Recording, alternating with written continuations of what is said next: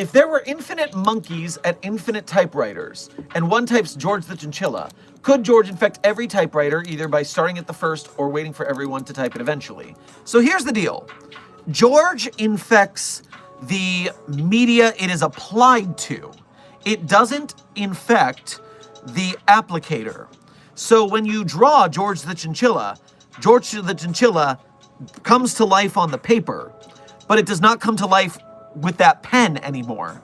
You can go write on a different document and the pen would just be a normal pen.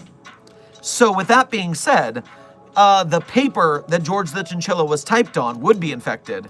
And if that paper then came in contact with any other paper, it would be infected. But the typewriters would not be infected in any way.